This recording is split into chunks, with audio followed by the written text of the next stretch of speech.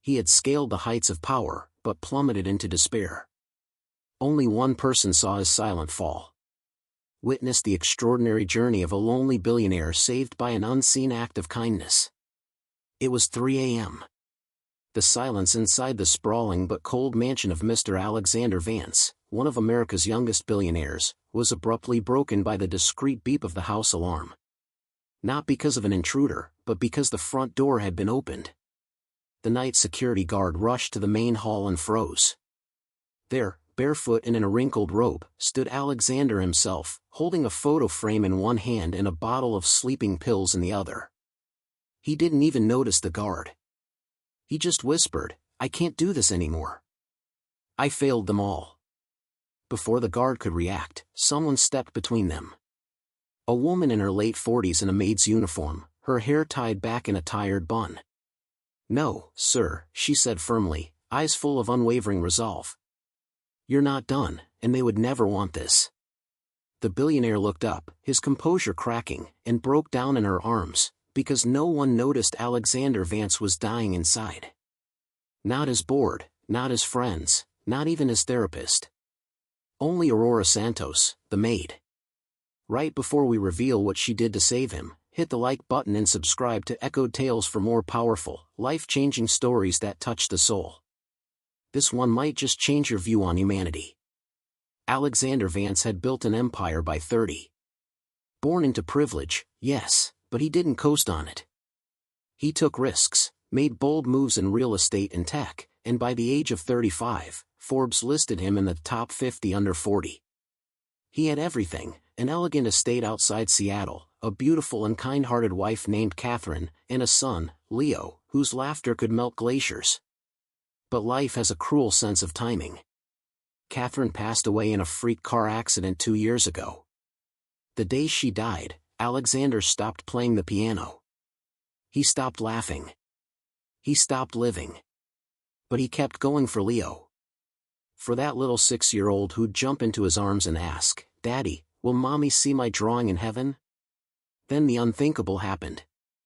Leo developed a sudden illness, a rare heart defect doctors hadn't detected earlier. One minute he was playing with toy trains, the next, he was being airlifted to the ICU. Alexander camped at the hospital for days. He tried to buy the best surgeons, pushed money into treatments not even FDA approved, but nothing worked. 3 weeks later, Alexander stood over the tiny coffin of his only child. And that was the day he stopped talking to people altogether. His company, Vance Global, ran on autopilot. Meetings were skipped. Projects frozen. Employees left one by one. The board panicked. Stockholders sued. Media headlines read, "The collapse of a titan." But inside that massive, cold mansion, none of that mattered. Alexander wandered the halls like a ghost. Rooms filled with toys remained untouched. His bedroom was a tomb of memories. Every night he stood in the doorway of Leo's room, too afraid to go in. Only one person remained with him, Aurora. Aurora Santos had worked in the mansion for 14 years. She had once cared for Leo when Catherine had migraines. She knew where the old birthday cards were kept, where Alexander stored Leo's bedtime books, and how Catherine used to hum lullabies in the kitchen. She wasn't just a maid, she was a silent part of the family. And now, she was the only one left who still dared to care. Every morning, she'd leave fresh breakfast on the table. He never touched it. Every afternoon, she'd open the curtains wide, letting in the sun. He'd shut them again within minutes. Every night, she'd check if he was breathing. But it wasn't until the night she saw him with the sleeping pills that she realized he was slipping through her fingers. The night she found Alexander near the front door, Aurora knew the final thread had snapped. But instead of dialing 911 or alerting the media like others might have, she did something different. She made him a deal. "If you give me 7 mornings," she said quietly, "and you still feel this way, I'll walk away and let you go." He didn't respond, but he didn't say no either. The next morning, she brought him coffee. He didn't drink it, but he sat with her in the kitchen. That alone was progress. Day 2, she pulled out a box of Leo's drawings and placed them in front of Alexander. "Do you think he drew this for Catherine or you?" she asked. Alexander touched the crayon lines like they were glass.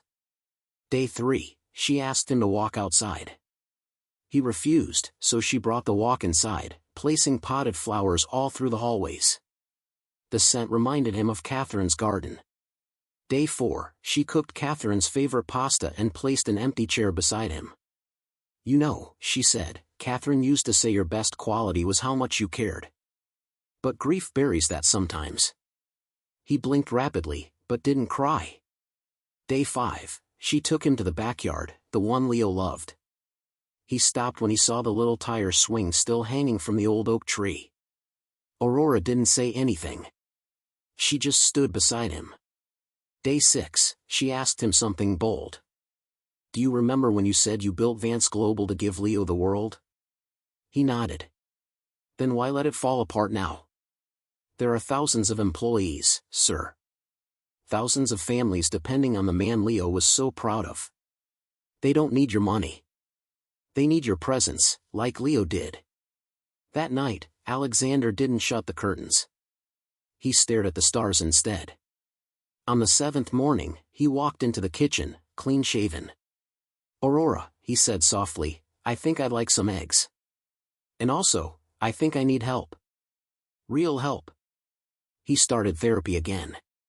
Not the corporate kind he had used for PR, but the kind that dug deep. He reopened Vance Global one department at a time. And then one day he stood before the press, not as a billionaire, not as a CEO, but as a broken father learning how to live again. He didn't hide his grief. He used it.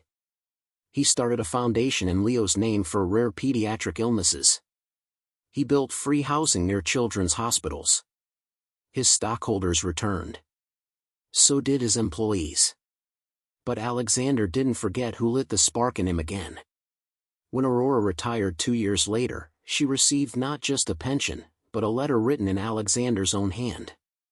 It read, "You saved my life when I couldn't even see myself.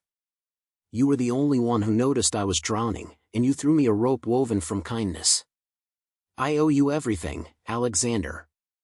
At the bottom, taped to the letter, was a deed. To the very house she had always dreamed of owning.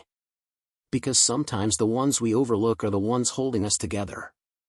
Aurora wasn't a therapist, a board member, or a CEO.